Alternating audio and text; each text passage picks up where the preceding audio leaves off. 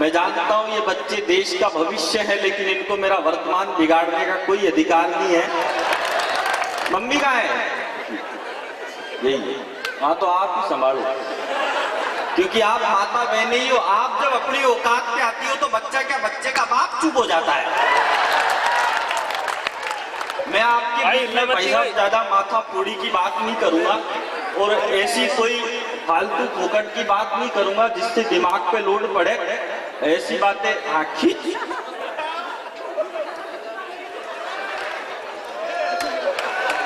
Photo खींच ले फटाफट, पर ऐसा मत कर देना ऊपर ऊपर तो सुरेश अलबेला और नीचे आलिया भट्ट। और ये मेरी फोटो खींच रहे हैं, कल अखबार में छपेगी, परसों आप उस पे कचौरी समोसा रख के खाओगे। कोई ढंग का काम थोड़ी। आप भी भाई साहब, मैं जो चाहता हूँ ये जितने भी नौजवान खड़े हैं वो यहाँ पे अगर आके बैठ जाएं, क्योंकि अपनी मिट्टी है और अपनी मिट्टी को माथे पे लगाने वाला ही शूरवीर होता है। आप सब अगर यहाँ पे स्थान ग्रहण कर लो, क्योंकि आपकी पैंट कल धुल जाएगी और कुछ नहीं, मम्मी धोएगी उसको। और ये मत सोचना कि बैठने से कपड़ों की हालत अजीब होगी। ये सोच कर बैठो कि आपको गंगापुर की मिट्टी नसीब होगी। इस मिट्टी पे अगर आप सब जो खड़े हैं वो स्थान ग्रहण कर ले तो ज्यादा अच्छा लगेगा। इधर आ जाओ, इधर आ जाओ, कोई प्रॉब्लम वाली बात नहीं है। और नहीं आ रही तो फिर जैसे खड़े हो वैसे खड़े ही रहो। अब जबरदस्ती कहां तक करे। देखो, मैं आपके बीच में ज्यादा लंबी कविताएं नहीं सुनाऊंगा, छोटी छोटी कविताएं आपको सुनाऊंगा, क्योंकि लंबी कविताएं सुनाने से बहुत सारे संकट हो जाते हैं। अभी मैंने पिछले दिनों दिल्ली में लंबी कविता सुना दी, तो लंबी कविता सुनाने का दुष्परिणाम ये हुआ कि लंबी कविता सुन के सामने बैठा मुख्य अतिथि मर गया। पुलिस मेरे को पकड़ के अदालत में ले गई। जज बोला तूने ज्यादा लंबी कविता सुना के हमारे अतिथि को मार दिया, इसलिए अब तुझे फांसी पे लटकाया जाएगा। तेरी कोई अंतिम इच्छा हो तो बता। मैंने कहा जज साहब, वो मुख्य अतिथि तो मेरी आधी कविता सुन के ही मर गया। अब मैं आपको पूरी कविता सुनाना चाहता हूँ। भगवान कसम, मेरी 10 साल से बहुत सारी कविताएं आधी अधूरी चल रही है। अगर आपने ढंग से तालियां नहीं बजाई तो मैं सारी यही पूरी कर दूंगा। और ये लाइट जैसी है भाई, इसको वैसी रहने दो, इसको बंदी रहने दो। इसको बार बार में झपकाओ तो ऐसा लगता है जैसे कोई मेरी तरफ आंख मार रहा हो, और इतनी ऊपर से कोई मारता है तो ऐसा लगता है जैसे भगवान ने ही मारी होगी। अब इतनी ऊपर बाबा रामदेव तो हो नहीं सकते। बहुत बढ़िया, 2 लड़के तो कूद गए बाबा रामदेव की तरह स्टेज पे से। बहुत अच्छा लगा। एंकर साहब, आप भी कहीं स्थान ग्रहण कर लो।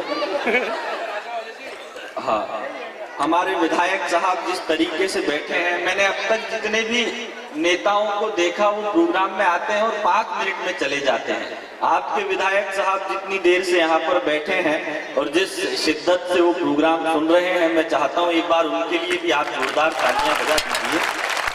बहुत अच्छा लग रहा है यहाँ पे। और देखो, मैं तो क्या है कि आपने अच्छा हुआ सब गंगापुर के ही आर्टिस्ट बुलाए, सब यहीं के बुलाए आपने, वरना पिछले दिनों हमने दिल्ली में कवि बुला लिया चाइना से। अब वो चाइना का कवि जैसे ही दिल्ली आया, उसके दिल्ली में आते ही डेंगू हो गया, क्योंकि चाइना का माल था। आखिर कितने दिन तक सकता है। अब उसके डेंगू हो गया, तो मैं उससे, मैंने कहा यार अपने कवि समाज का मामला है, इससे मिलने चलते हैं। मैं जैसे ही उससे मिलने गया तो मेरे से बोला चांग चुंग चांग। मेरे समझ में नहीं आया, पल्ले ही नहीं पड़ा। फिर तो थोड़ी देर में तो जोर जोर से बोलने लग गया चांग चुंग चांग चांग चुंग चांग चांग चुंग चांग। मेरे समझ में नहीं आया, तो मैं वहां से भाग छूटा। रास्ते में मेरे को विधायक साहब मिले। विधायक साहब बोले यार बहुत गड़बड़ हो गई। मैंने कहा क्या हो गया विधायक साहब? बोले यार वो जो चाइना से कवि बुलाया था मर गया। मैंने कहा अभी अभी तो भाई साहब मैं उससे मिल के आया था, कैसे मर गया? वो मेरे से चांग चुंग चांग बोल रहा था। यार आप ये बताओ चांग चुंग चांग का मतलब क्या होता है? तो विधायक साहब बोले बेवकूफ, चांग चुंग चांग का मतलब होता है सांस की नली पे से पांव तो हटा।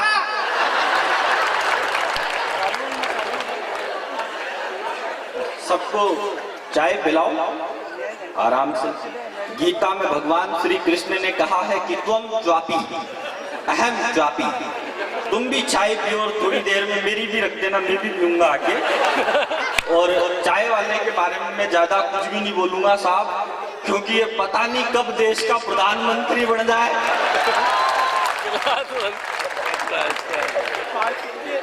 हाँ, सबको पिलाओ।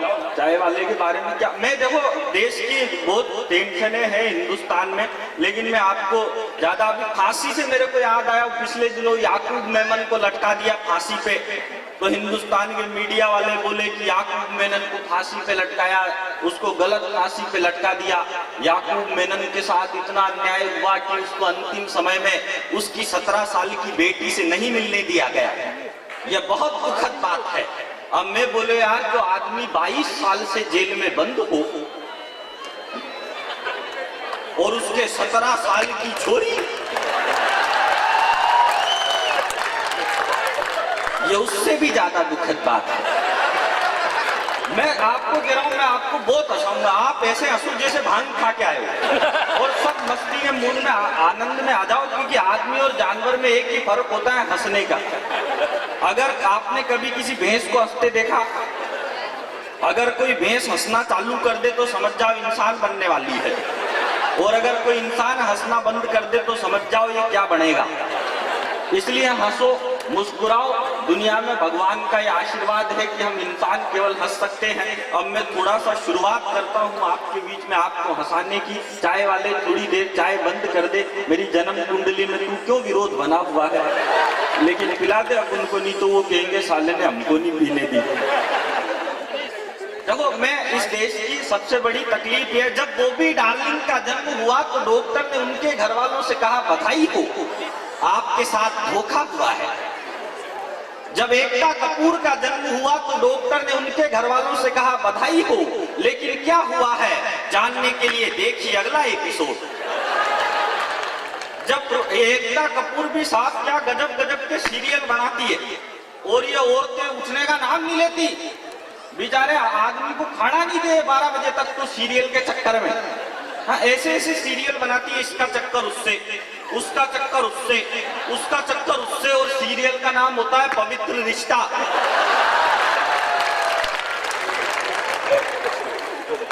जब प्रभु देवा का जन्म हुआ तो डॉक्टर ने उनके घर वालों से कहा बधाई हो, लेकिन बच्चा हिलना डुलना बंद करेगा तभी तो बताएंगे कि क्या हुआ है। जब नारायण दत्त तिवारी का जन्म हुआ तो डॉक्टर ने उनके घर वालों से कहा बधाई हो, डायरेक्ट बाप पैदा हो लिया। थोड़ी देर बाद तो अस्पताल की सारी नर्सें इधर उधर भागने लग गई। मैंने एक नर्स से पकड़ के पूछा, मैंने कहा भाग क्यों रही हो, क्या हुआ?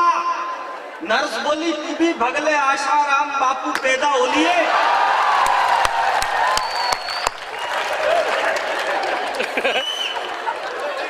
देखो, मैं आपको बताऊं, सही कह रहा हूं, हिंदुस्तान की सरकार ने हर लड़के की शादी की उम्र तय कर रखी है 21 साल।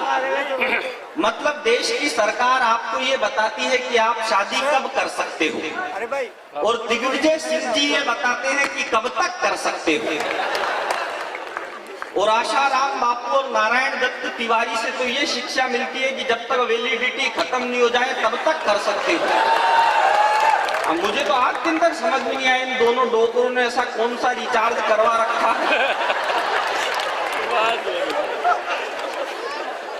जिसमें टॉक टाइम खत्म होने का नाम ही नहीं लेता।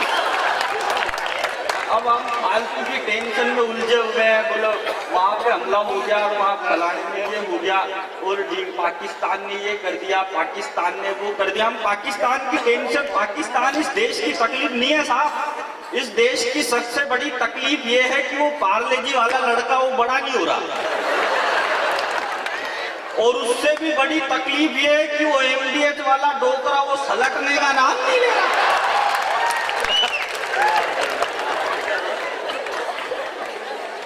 मैं तो आपको बताऊं, एक दिन वो पार्ले जी वाला लड़का, वो एमडीएच वाले बाबूजी, हमारे विधायक साहब में तीनों जा रहे थे रास्ते में, तो हमको भगवान मिल गए।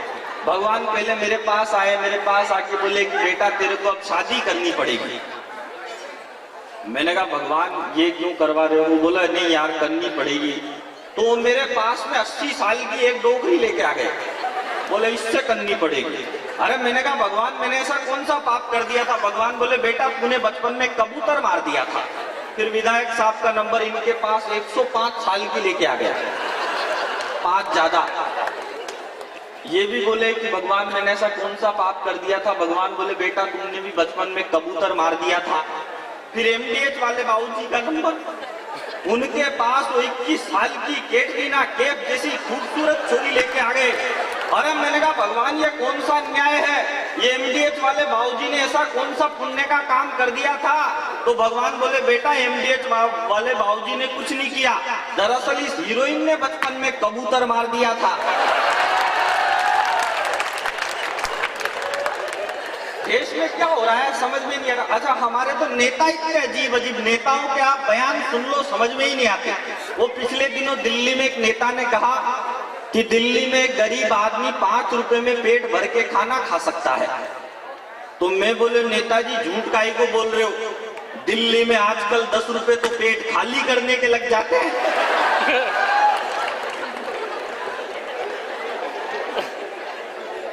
नेताओं के बयान समझ में नहीं आते। नरेंद्र मोदी जी ने कहा कि मैं हिंदुस्तान के घर घर में शौचालय बनवाऊंगा। फिर थोड़े दिन बाद कहा कि ना मैं खाऊंगा ना मैं खाने दूंगा। अब मैं बोला यार जब ना आप खाओगे ना खाने दोगे तो फिर घर घर में शौचालय बनवाने की जरूरत क्या है? अच्छा राहुल गांधी उनसे भी आगे, राहुल गांधी बोले कि कांग्रेस पार्टी एक सोच है और विद्या बालन कहती है कि जहां सोच है वहां शौचालय है। नेताओं के बयान समझ में नहीं आते। लेकिन मैं आपको बता दूं इस गंगापुर की जमीन पे मैं किसी भी राजनीतिक पार्टी का आदमी नहीं हूं साहब, ना मैं भाजपा का आदमी हूं ना मैं कांग्रेस का आदमी हूं और आदमी तो मैं मेरी लुगाई का भी नहीं हूं। हाँ भगवान कसम मैं तो वैसा ही हूं जैसे अटल बिहारी वाजपेयी, अब्दुल कलाम, अन्ना हजारे, जयललिता, उमा भारती, मायावती, गिरजा व्यास, सलमान खान, राहुल गांधी और नरेंद्र मोदी आधे। और क्या अगले का कंफर्म ही नहीं हो रहा इस आदमी को मैं कौन सी लिस्ट में रखूं। मैं तो कहता हूं मोदी जी से, मैंने कहा मोदी जी जितना देश से प्यार करते हो उतना पत्नी से भी प्यार कीजिए। और एक पंक्ति में आपको लगे कि इस गंगापुर की जमीन पर मैंने कोई अच्छी सच्ची बात कहने की कोशिश की है, क्योंकि देखो लोग ये कहते हैं कि ये दिल्ली से आए, ये मुंबई से आए, ये फलाना होनोलुलु से आए, ये न्यूजीलैंड से आए, ये कोई कहीं से नहीं आया, ये सब गाँव से आए हैं। और मैं भी कहीं से नहीं आया भाई साहब, मैं चोच का बरवाड़ा से आया हूँ और वापिस भी चोट का बरवाड़ा ही जाऊंगा। क्योंकि हम मान लो अब ये कहते फिर हम कल दिल्ली जाएंगे, कल मुंबई की फ्लाइट पकड़ेंगे, परसों वहां जाएंगे, ऐसी बातों से फालतू रोने धोने से क्या मतलब है? अपन इधर उधर पूरी दुनिया में घूमते फिरे और हमारे घर के सामने दूसरे घूमते फिरे, उसमें कोई इज्जत की बात नहीं है। इसलिए मैं गंगापुर की जमीन पे कहता हूँ मोदी जी से, और आपको लगे कि मैंने कोई अच्छी सच्ची बात कहने की कोशिश की है तो जितने भी लोग यहाँ पर हैं, दाएं बाएं आगे पीछे ऊपर नीचे, ये पूरा सदन दोनों हाथ ऊपर उठाकर तालियों से बताना इस बालक ने कोई सही बात कहने की कोशिश की है। मैं कहता हूँ मोदी जी से, मैंने कहा मोदी जी जितना देश से प्यार करते हो उतना पत्नी से भी प्यार कीजिए और हिंदुस्तान के लिए एक छोटा मोदी और तैयार कीजिए।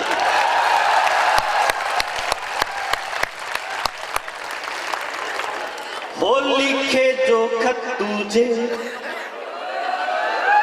और क्या मेरे को सारे मंत्र आते हैं। मैं जाति का ब्राह्मण हूं, मेरा नाम सुरेश शर्मा है, सुरेश अलबेला तो जबरदस्ती लगा दिया। मैं ब्राह्मण हूँ, मेरे को वो मंत्र भी आते हैं जो किसी के शादी ब्याह में पढ़े जाते हैं, और मेरे को वो मंत्र भी आते हैं जो किसी के मरण कांड में पढ़े जाते हैं। बस मेरे को यही मालूम नहीं रहता कि कौन सा कहाँ पढ़ना है। तो इसलिए मैं कोशिश करता हूँ बस आपकी तालियों की ताल मेरे साथ चलनी चाहिए। आपकी तालियां बजती रहेगी तो बसंती की तरह मैं भी चलता रहूंगा। मैं शुरू होने की कोशिश करता हूँ। गंगापुर वालों आप बहुत अच्छा सुन रहे हो, और मैं गंगापुर की जमीन पे कह के जा रहा हूँ साहब, मैं दुनिया में 22 देशों में गया, मैं अलग अलग 22 देशों में गया, लेकिन 22 देशों में जाने के बाद जब मैं आज गंगापुर आया, हालांकि मेरी खुद की इच्छा थी कि मैं गंगापुर आऊं, इतना पेमेंट मुझे यहाँ पर ऑफर किया नहीं गया था, लेकिन मुझे पेमेंट नहीं चाहिए था, मुझे गंगापुर आना था क्योंकि बरवाड़ा के पास का एक कस्बा है। गंगापुर आना मेरे लिए सौभाग्य हुआ और मैं सच कहता हूँ कि मैं जिंदगी अब कभी हरिद्वार नहीं जाऊंगा।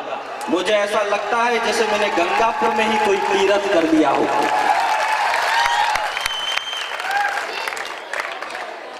ओ चिकनी कमर पे तेरी मेरा दिल फिसल गया। जब तक सारे लोग एक साथ तालियां नहीं बजाएंगे मैं रात भर आपको एक ही लाइन सुनाऊंगा।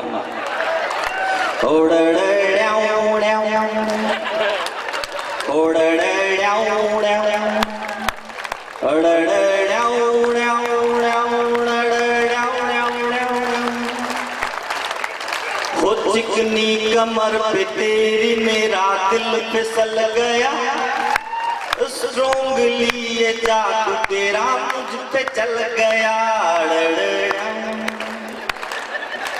इन्हें सारे फंडे हैं आते, नाक इंडिया की कैसे कटाते। अभी भारत की क्रिकेट टीम हारी तो एक दोस्त ने मुझसे पूछा, यार भारत दक्षिण अफ्रीका से क्यों हारा? मैंने कहा पहले तू ये बता कटप्पा ने बाहुबली को क्यों मारा? लेकिन मेरे को बड़ा बुरा लगा साहब, हमारा एक खिलाड़ी था जो पहली गेंद पर छक्का मारता था, पहली गेंद पर वो नहीं सोचता था कि मुझे कितने रन बनाने हैं। लेकिन शर्मिंदगी की बात ये रही कि जब उसने संन्यास लिया तो उसे आखिरी मैच तक संन्यास का खेलने के लिए नहीं दिया गया। उस वीरेंद्र सहवाग का अगर इतना अपमान होता है हिंदुस्तान में, तब मुझे थोड़ी सी तकलीफ होती है, जिसने पूरी जिंदगी क्रिकेट को दे दी और क्रिकेट में एक दिन उसको नहीं दिया। तब कहता हूं मैं आपके बीच में, इन्हें सारे फंडे हैं आते ना। और आप भी थोड़ा हंसो मुस्कुराओ, आप लोग तो ऐसे बैठे हो जैसे बैठ नहीं आए हो, और मेरा तीसरा चल रहा हूं, थोड़ा मस्ती के मूड में आओ। यहाँ पे हास्य का प्रोग्राम चल रहा है, सब मस्ती। और गंगापुर का तो बच्चा बच्चा इंटेलिजेंट होता है साहब, गंगापुर का आदमी इतना इंटेलिजेंट होता है, गोबर को सूंघ के पता कर लेता है कि भैंस की एज कितनी है। इतना इंटेलिजेंट आदमी मैंने कहीं नहीं देखे। गंगापुर के बच्चे बच्चे इंटेलिजेंट है, मकान की दीवार को सूंघ के पता कर लेते हैं अंदर कितनी लड़कियां रहती है। बस मेरे को गंगापुर वालों तुमसे एक ही शिकायत है, ये गंगापुर के लोग गुटखा बहुत खाते हैं और यूं थूक देते हैं, चाव जाए थूक देते, लाल कर देते हैं थूक थूक के। ये गंगापुर के लोग इतना गुटखा खा के थूकते हैं, कसम से अगर इनको आप 2 महीने के लिए लाल किले पे छोड़ दो तो 2 महीने के लिए अगर आप इनको ताजमहल पे छोड़ दो तो ताजमहल को भी ये लाल किला बना देते। ऐसे ही ये गंगापुर वाले, लेकिन बहुत अच्छा शहर है आपका और इतने इंटेलिजेंट है। एक बच्चे ने मुझसे पूछ लिया, अंकल एक बात बताओ, ये महिलाएं मांग में सिंदूर क्यों भरती है? मैंने कहा बेटा सिंदूर देखते ही झट समझ जाना चाहिए कि इस प्लाट की रजिस्ट्री ऑलरेडी हो चुकी है। बच्चा बोला ये मर्द मांग में सिंदूर क्यों नहीं भरते? मैंने कहा बेटा अवैध संपत्ति, इसका कोई रजिस्ट्रेशन नहीं होता। ये तो जैसे गंगापुर के बच्चे इतने इंटेलिजेंट है। एक बच्चे से मैंने पूछ लिया, मैंने कहा भाई तेरे पिताजी क्या करते हैं? बोला हम 10 भाई बहन हैं।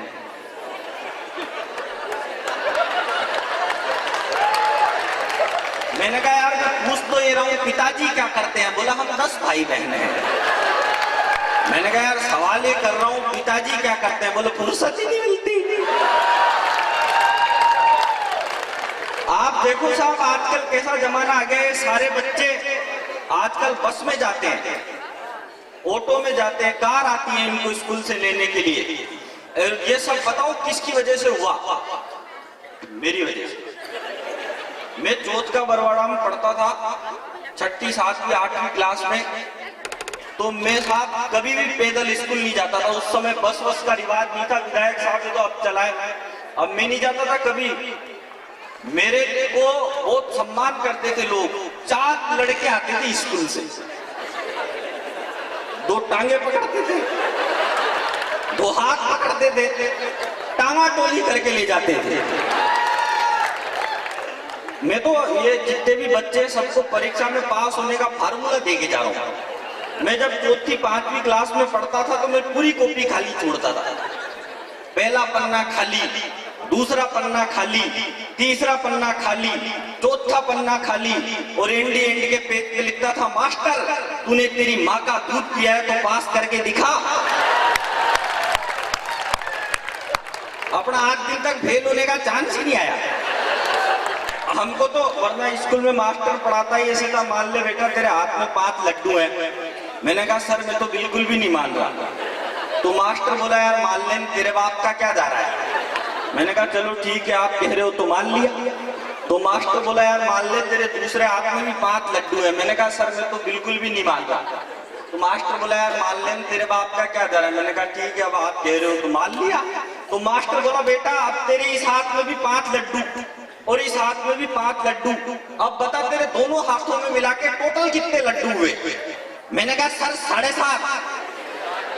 मास्टर बोला तेरे को इतनी भी गिनती नहीं आती, 5 और 5 कितने होते हैं। मैं बोले यार 7.5 मान लें, तेरे बाप का क्या जा रहा है। जैसा देश होता है वैसा ही देश कर लेना चाहिए। मैं आपको एक बहुत बढ़िया बात बता रहा हूँ साहब, मैं आपको बताऊं, आदमी के जीवन में उसके सर पे 2 ही औरतें हाथ घुमाती है, एक माँ और दूसरी बीवी। जब माँ माथे पे हाथ घुमाती है तो बाल बढ़ते हैं,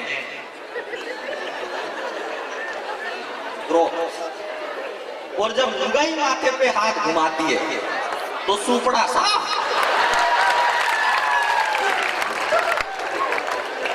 बीच में एक भाई साहब को देख के तो ऐसा लग रहा है जैसे पूरे मोहल्ले वालियों ने हाथ घुमा रखा है।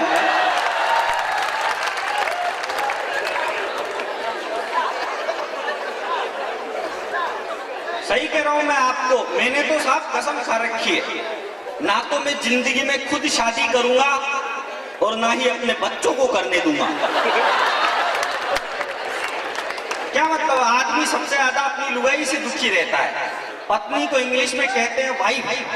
वाइफ की स्पेलिंग होती है WIFE और इसकी फुल फॉर्म होती है without information fighting every time.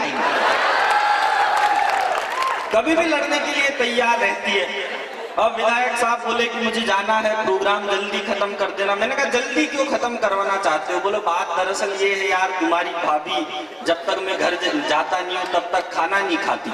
मैंने कहा ये तो बहुत अच्छी बात है, हमारे बरवाड़ा की तो सुबह उठते ही लात की देती है तैं। तो विधायक साहब बोले बात ये नहीं है, बात ये है कि मैं घर जाके बनाऊंगा तभी तो खाएगी। आदमी सब अपनी लुगाई से दुखी रहते हैं। वो एंकर साहब कहाँ हैं? ये मेरे से बोल रहे थे यार मेरे साथ बहुत बड़ी तकलीफ है। मैंने कहा भाई साहब क्या तकलीफ है। बोले यार लुगाई बिल्कुल भी मेरी बात नहीं मानती, कुछ ऐसा आइडिया दो कि लुगाई बात मानने लग जाए। मैंने कहा यार अब तो आप निर्मल बाबा के दरबार में जाओ, अब तो तुमको निर्मल बाबा ही बताएंगे लुगाई बात कैसे मानती है। ये चले गए निर्मल बाबा के दरबार में। बाबा से जाके बोले बाबा लुगाई बिल्कुल भी मेरी बात नहीं मानती, ऐसा आशीर्वाद दो कि वो मेरी बात मानने लग जाए। निर्मल बाबा बोले तुम घर पे खाना खाते हो। ये बोले जी खाता हूँ। निर्मल बाबा बोले कभी पत्नी के बने हाथ के खाने की तारीफ की है। ये बोले साहब वो तो जिंदगी में कभी नहीं की। बाबा बोले शुरू करो, कृपा वहीं अटकी हुई है। बाबा की बात सुन के एंकर साहब घर गए। जैसे ही घर गए तो भाभी जी लेके आई पराठे। इन्होंने पराठे खाए और पराठे खा के फटाफट से तारीफ स्टार्ट कर दी। बोले ऐसे पराठे तो मैंने जिंदगी में नहीं खाए, आज तो मेरी जिंदगी सफल हो गई, आज तो मैं मोक्ष को प्राप्त हो गया। तो भाभी जी रसोई में से बेलन लेके आई। बोली कि मैं 20 साल से तुझे खाना खिला रही हूँ, तूने आज दिन तक तारीफ नहीं की, और आज जैसे ही पड़ोसन ने पराठे भिजवा दिए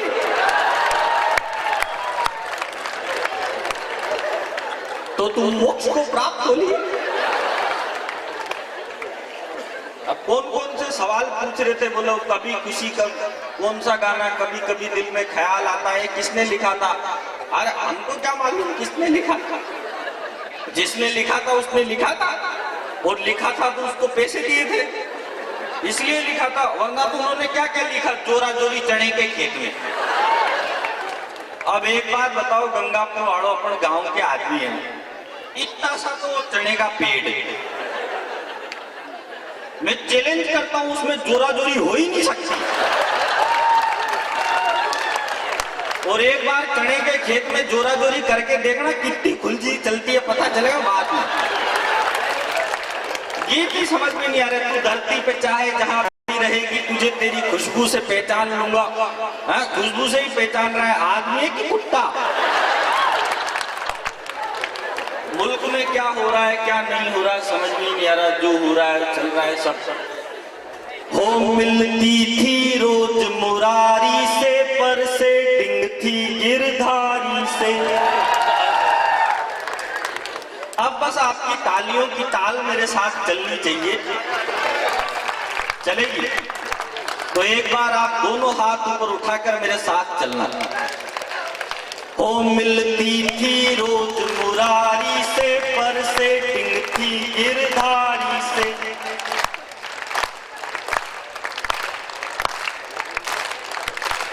हो मिलती थी रोज मुरारी से, पर से डिंग थी गिरधारी से।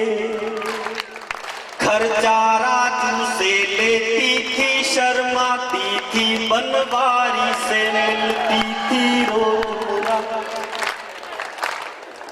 जब हम स्कूल में पढ़ते थे, तब एक टिफिन में खाते थे। हम सूखी रोटी लाते थे, पर घी का भोग लगाते थे। अब रास्ते में मिलती है तो आहें भर के रह जाते हैं। और उसके दो दो बच्चे मुझको मामा जी कह जाते हैं। अगली लाइन में उछल पड़ोगे आप गारंटी से, और नहीं उछले तो उसमें अपना क्या दोष। अब रास्ते में मिलती है तो आहें भर के रह जाते हैं। अब भी जो लोग तालियां नहीं बजा रहे हैं, सबको श्राप दे दूंगा। अगर यहाँ पे ताली नहीं बजाई तो अगले जन्म में आपको घर घर जाके बजानी पड़ेगी। अब रास्ते में मिलती है तो आहें भर के रह जाते हैं। और उसके दो दो बच्चे मुझको मामा जी कह जाते हैं। वो हो गई पूनम ढिल्लो सी, वो हो गई पूनम ढिल्लो सी, वो हो गई पूनम, वो हो गई पूनम ढिल्लो सी। हम रह गए अटल बिहारी से। मिलती थी रोज मुरारी। एक कविता अब इस मुकाम पर मैं सुनाता हूं आपको। अंतिम में अपने 5 मिनट लूंगा आपके बीच में एक कविता सुनाने का मेरा मन है। आपने मुझे, ये गंगापुर है, यहाँ पर अच्छे अच्छे पानी मांग लेते हैं।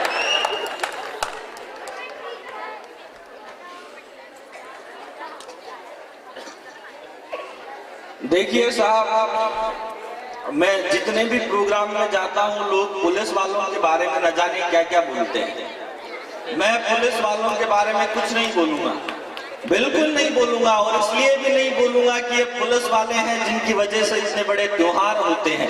इनको दीपावली के दिन भी छुट्टी नहीं मिलती, सबको छुट्टी मिलती है, लेकिन पुलिस वालों को दीपावली के दिन भी कोई छुट्टी नहीं मिलती। मैं इनके लिए कुछ नहीं बोलूंगा।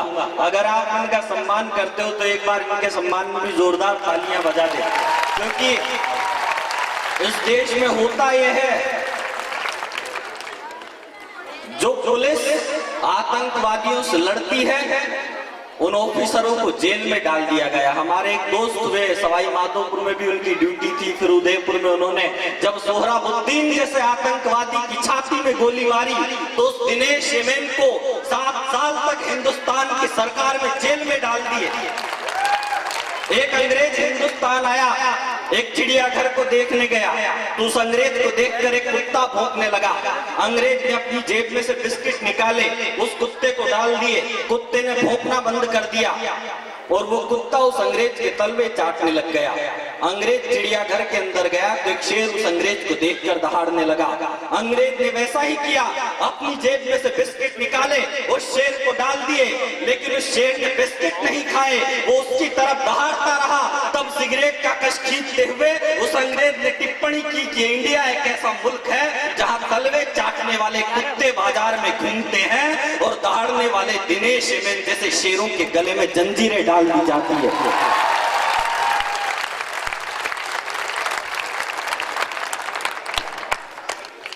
एक मेरी बड़ी फेमस कविता है जो मैंने लड़कियों के, अगर समय नहीं हो तो मैं, क्योंकि मैं चाहता हूं सब बच्चों की भी परफॉर्मेंस हो, मैं उनके हुनर के आड़े भी नहीं आना चाहता और सबको समय मिलना चाहिए। इसलिए आप सबसे मैं निवेदन हूं कि आप यहीं रुके रहना और सब बच्चों की परफॉर्मेंस देख के जाना।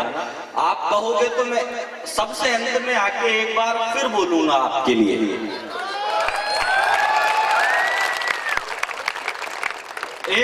एक लड़कियों के ऊपर मैंने एक कविता लिखी है, लड़कियां क्या होती है। लड़कियों की यहाँ पर बहुत सारी उपस्थिति है, बहुत सारी महिलाएं हैं।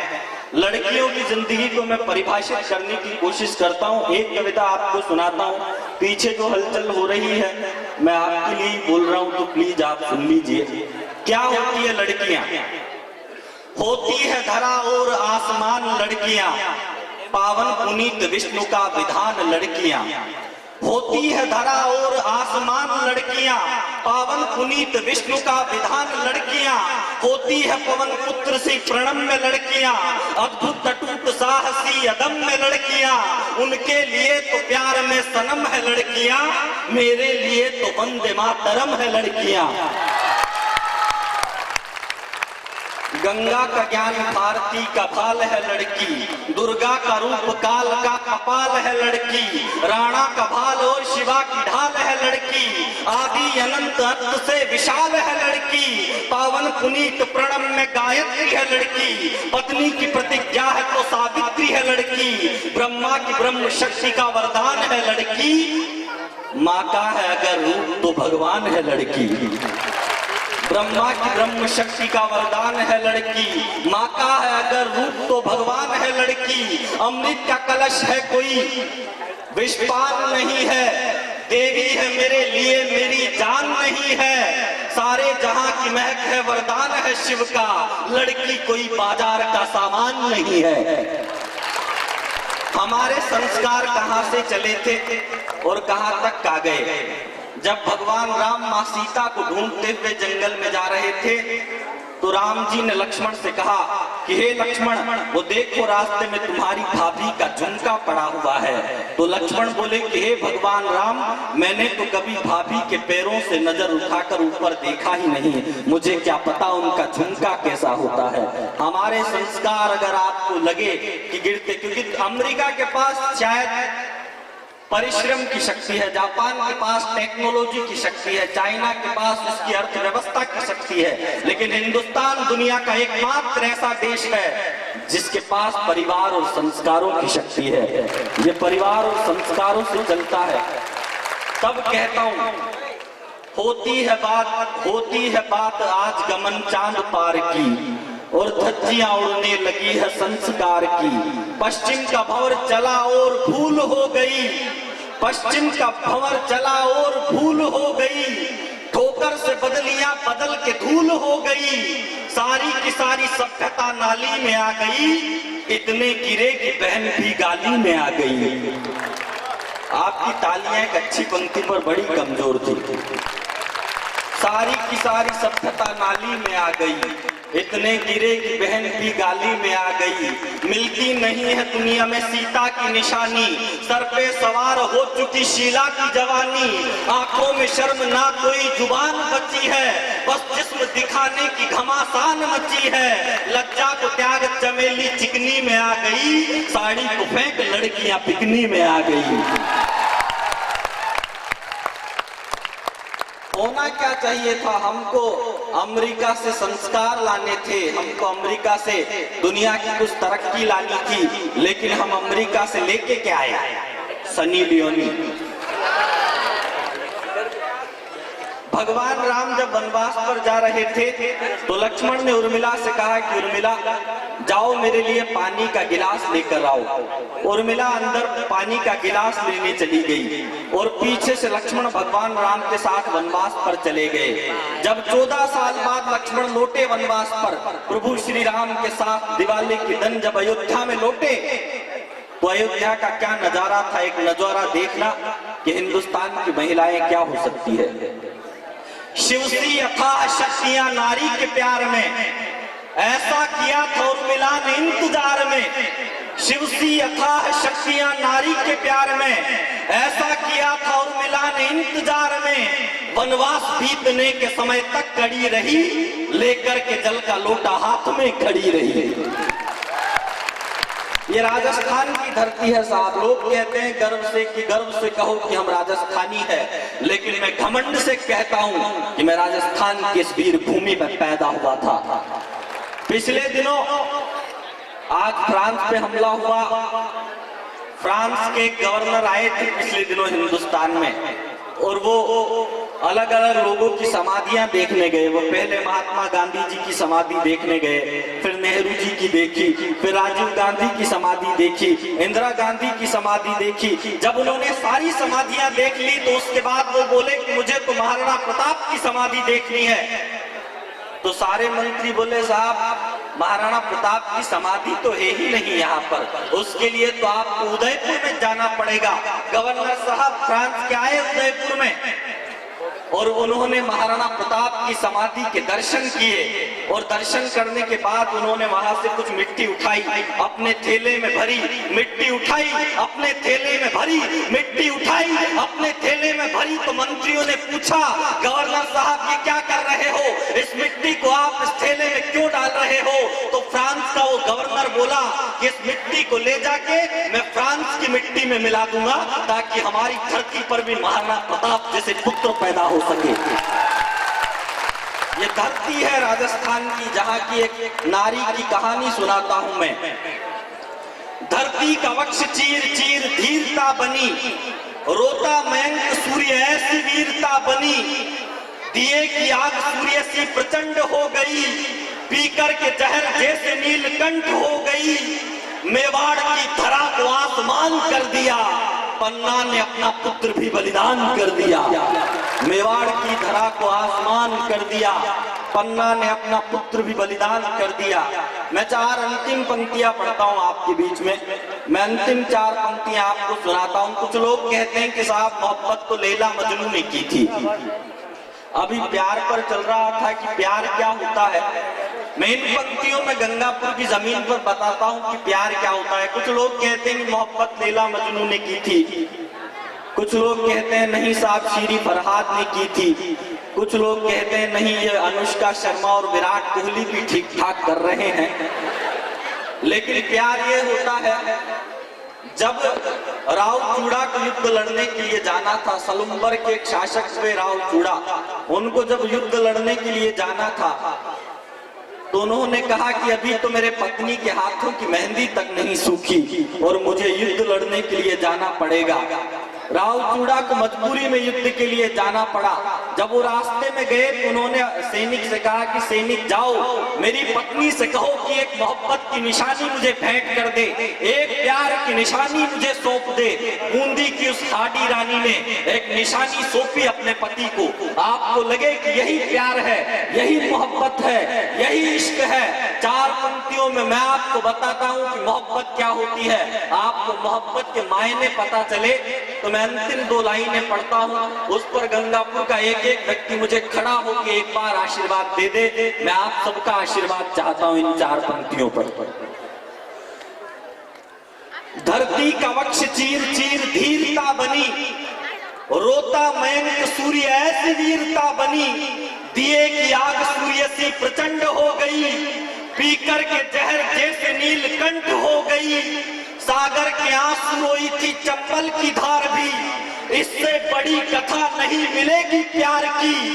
चूड़ा को जंग जीत का आशीष दे दिया, थाली में काट शतरणी ने शीश दे दिया। चूड़ा को जंग जीत का आशीष दे दिया, थाली में काट शतरणी ने शीश दे दिया। बहुत बहुत आभार, बहुत बहुत सच कह रहा हूँ, मैंने गंगापुर में आके कोई तीरथ कर दिया हूँ, मैं प्रणाम करता हूँ। बहुत बहुत आभार, बहुत बहुत जोरदार तालियां एक बार सुरेश जी के लिए।